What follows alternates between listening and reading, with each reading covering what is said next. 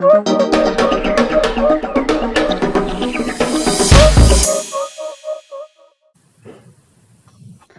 bonjour Hélène, moi c'est Salma. Bonjour Salma. Je suis très contente de faire cette interview aujourd'hui. Est-ce que vous pouvez déjà juste vous présenter et nous dire ce que vous faites à Montpellier Business School? Tout à fait. Alors je suis donc Hélène Duranton et je suis la directrice du département des langues, culture et communication. Alors plus à Montpellier Business School parce que ça n'est plus le nom de l'école mais MBS. Et donc à MBS je suis en charge des enseignements des langues. Donc dans toute l'école, c'est-à-dire donc non seulement les cours d'anglais, mais aussi les cours d'espagnol, de chinois, d'italien, d'allemand et de français langue étrangère. Qu'est-ce que ça veut dire? Je gère l'équipe de professeurs. Donc, on a une équipe de professeurs permanents et de professeurs externes. Donc, je m'assure de leur recrutement, de leur onboarding, de leur formation. Bien sûr, pour m'assurer qu'ils aient tous des opportunités de développer leurs compétences tout au long de leur carrière. Et puis, je gère avec mon équipe en fait la cohérence des contenus pédagogiques, des cours de langue, en lien avec les programmes en fait à la fois du bachelor, du PGE, donc du programme grande école, et du MSc, parce que c'est dans ces trois programmes que nous avons des cours de langue. Et puis, je travaille pas mal, enfin beaucoup, en transversal avec d'autres services de l'école.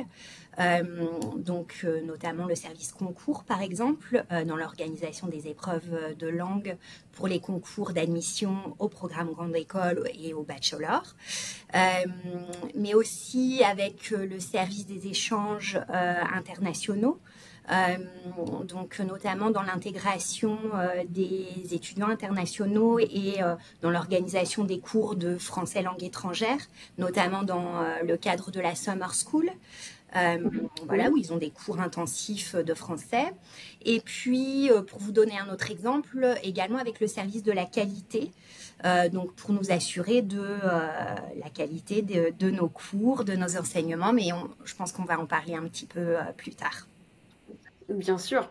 Quelle est la place actuelle de l'anglais au sein du parcours académique de MBS? Alors, comme dans de nombreuses écoles de management en France et à l'étranger d'ailleurs, mais l'anglais a une part essentielle, en fait, une place essentielle dans le parcours académique de nos étudiants. Et d'ailleurs, on propose à MBS des parcours uniquement en anglais pour nos étudiants, donc ce qu'on appelle nos parcours anglo, pour les étudiants qui ont déjà un bon niveau d'anglais. Mais quel que soit le programme, en fait, les cours d'anglais sont crédités, font partie intégrale en fait de leur parcours académique, et donc on délivre selon le programme entre 24 heures et 45 heures d'anglais par semestre. Voilà, donc c'est tout de même une part importante, même en termes de volume horaire. C'est d'ailleurs tout à fait logique, puisque les futurs managers que nous formons, qu'ils travaillent en fait à l'international ou en France, sont amenés à devoir communiquer en anglais avec des clients, des associés, des partenaires, des collaborateurs. Et l'anglais, c'est bien évidemment la langue du management et du business dans le monde entier. Comment MBS prépare les étudiants à intégrer des entreprises à l'international? Parce qu'on sait que l'anglais reste quand même indispensable pour les futurs managers de demain. Tout à fait. Donc, dans nos cours, en fait, nous aidons nos étudiants à développer leurs compétences en langue et en communication surtout. Au-delà de la bonne maîtrise de la grammaire, de l'acquisition d'un vocabulaire riche, en fait, on leur apprend à communiquer de manière claire et précise et avec confiance. Par exemple, lorsqu'on les prépare à faire des présentations, on insiste sur la maîtrise du langage corporel, sur leur performance en tant qu'orateur, sur leur intonation, etc. Et en fait, on leur apprend, par exemple, lorsqu'on travaille sur la présentation orale, à développer des techniques de rhétorique, par exemple. Et à mon avis, ce sont ces compétences qui sont transversales, accompagnées en fait de la bonne maîtrise de la langue, qui feront la différence en termes de recrutement et qui permettront à ces étudiants d'intégrer en fait des entreprises internationales. Et c'est ça ce qui fera la différence, et pas seulement en fait la maîtrise de la langue, mais c'est tout ce qui va se rajouter. Bien sûr, donc vous arrivez en fait à allier management, gestion de projet avec la connaissance de la langue Tout anglaise. à fait. Donc si je comprends bien, on a certains cours, je vais donner un exemple, je peux avoir finance ce semestre et ce sera complètement en C'est anglais. ça. Voilà. D'accord. Comme durant mes cours d'anglais, je peux travailler sur un projet professionnel, business, start-up, etc. Exactement. Seriez-vous intéressé par des solutions de gamification ou des certifications adaptées au profil des étudiants à MBS?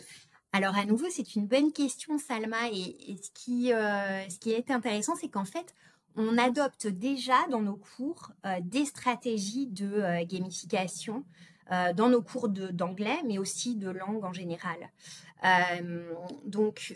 Et ça fait déjà un certain temps en fait que la gamification est utilisée dans les cours de langue. Alors c'est pas seulement à MBS, puisque la recherche a prouvé que lorsqu'on utilise des stratégies de gamification en cours, les étudiants en fait développent leurs compétences. Il y a une amélioration du développement des compétences de 25% par rapport en fait à des apprenants qui n'ont pas ces stratégies. Donc il y a vraiment un impact positif sur l'apprentissage des étudiants. Quel indicateur utilisez-vous à MBS pour mesurer le niveau d'anglais de vos étudiants? Alors en fait, à MBS, on a un processus d'assurance de la qualité extrêmement complet en fait, et à plusieurs niveaux. Donc tout d'abord, au cours du semestre, la direction des programmes reçoit les délégués de tous les étudiants pour avoir le retour de toute la promotion sur tous les cours et tous les enseignants. Donc ça permet déjà au cours du semestre en fait de pouvoir potentiellement résoudre des problèmes qui auraient pu être mentionnés par les étudiants, ou bien d'avoir aussi bien sûr un retour positif, et de mesurer d'une certaine manière déjà l'efficacité en fait des cours. On parlait des étudiants. Quel est le retour des anciens élèves, des anciens étudiants de MBS sur leur niveau d'anglais et la place de l'anglais dans leur carrière professionnelle aujourd'hui? Alors, c'est une bonne question, et je dirais que de manière générale, les cours de langue, en fait, on a la chance en tant que professeur de langue de faire un accompagnement qui est plus individuel à nos étudiants, parce qu'on a la chance en fait d'enseigner de manière générale dans des groupes qui sont plus petits. Voilà, donc on connaît nos étudiants, on connaît leurs prénoms, et on travaille avec eux, notamment, comme je le disais plus tôt, à construire leur confiance en fait en eux. Et je dirais que dans le monde d'aujourd'hui, où l'enseignement supérieur a subi une certaine forme d'industrialisation, voilà, avec de grands groupes, voilà, des cours en amphi, voilà, c'est vrai qu'on a tout de même de gros volumes en général, et c'est partout, ça n'est pas unique à MBS. Le fait que nous, en cours de langue, on se concentre sur l'individu, on connaît nos étudiants, on les suit, on les accompagne, on les coach, on leur donne du coaching de TOEIC ou autre. En général, c'est assez apprécié des étudiants. On entend souvent nos alumni, notamment en fait dans les périodes de concours, là où on les voit parce qu'ils viennent interviewer nos futurs candidats avec nous.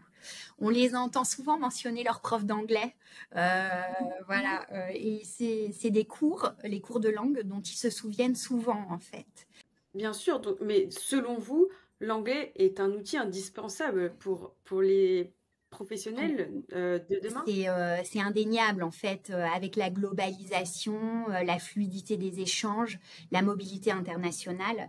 L'anglais, c'est incontournable de nos jours, quel que soit en fait le domaine professionnel. que l'on travaille dans un service international, sur un poste international ou pas, qu'on travaille dans une entreprise en fait, voilà, franco-française, on sera amené un jour ou l'autre en fait à devoir communiquer en anglais avec des anglophones, mais pas seulement. En fait, Bien on sûr. sait en fait, dans le monde de nos jours, il y a plus de personnes qui parlent anglais dont la langue maternelle n'est pas l'anglais en fait. Que le Totalement. contraire. Donc, on est amené à parler anglais avec des Italiens, à parler anglais avec des Oui, Indiens, avec des Chinois, etc., etc. c'est un peu ce qui unit tout le monde professionnel C'est ça, aujourd'hui. c'est ça. Et du coup, quel conseil donneriez-vous à un nouvel étudiant durant sa formation d'anglais? Alors en fait, j'aurais 3 conseils qui sont certains un Ah, petit peu liés à ce qu'on a pu dire avant. Comme je disais avant, le premier conseil, c'est, je dirais, d'oser. Voilà, c'est oser parler, oser communiquer, ne pas avoir peur de l'erreur, d'être ouvert aux autres. Et on sait que un des meilleurs moyens de progresser en anglais, c'est par l'immersion. Mais on n'a pas bien. toujours la possibilité de partir dans un pays anglophone. Donc, trouver des anglophones autour de vous, chez vous, là où vous étudiez, là où vous habitez, là où vous travaillez, etc. Donc, vraiment Oui. oser les aborder, leur parler.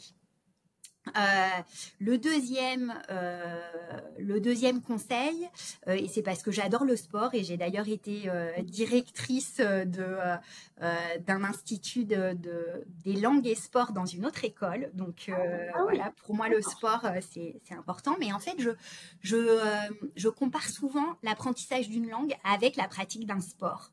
C'est-à-dire que sans pratique, on progresse pas. Donc, comme on pratique un sport, tout comme on va aller courir plusieurs fois par semaine, tout comme on va jouer au tennis plusieurs fois par semaine, tout comme on va s'entraîner à la natation ou faire, La régularité. voilà, c'est ça, c'est de faire ça régulièrement, parce que si on pratique pas régulièrement, on progresse pas. Voilà. Et un petit peu comme le sport, quelquefois ça fait mal. Oui. Donc voilà, l'apprentissage des langues, c'est pas toujours facile. Les courbatures de la langue anglaise. Voilà. Et donc quelquefois c'est difficile, mais c'est parce que ça fait mal et parce que c'est difficile qu'on progresse. Voilà. Et mon troisième point, ce serait de dire que parce que quelquefois ça fait mal et que c'est difficile, essayer en fait de prendre plaisir quand même à apprendre, c'est-à-dire en dehors des cours, de regarder des séries qui vous plaisent, de regarder des films qui vous plaisent en anglais, de lire des articles sur des sujets qui vous passionnent. Voilà. Et en faisant ça, un peu comme avec la gamification, on apprend sans s'en rendre compte en fait. Oui, instinctivement, petit à petit, l'anglais prend Voilà, place. exactement. C'est ma dernière question. J'aimerais savoir quel est le niveau requis en fin de formation, par exemple du programme grande école chez MBS? Alors, à MBS, pour être diplômé du programme Grande École, il vous faut obtenir un TOEIC 790. Voilà, qui est l'équivalent en fait d'un B2 selon le cadre européen de référence des langues, en sachant qu'on accepte également d'autres types de certifications avec un score équivalent. Voilà, et tout cela en fait est inclus dans le règlement pédagogique que nos étudiants bien sûr lisent très sérieusement en début de chaque année. Oui, je me souviens même du mien. Bah, en tout cas, merci beaucoup pour toutes ces réponses Merci à vous, et Salma. et je vous dis à très À vite. très bientôt. Au Au revoir. revoir.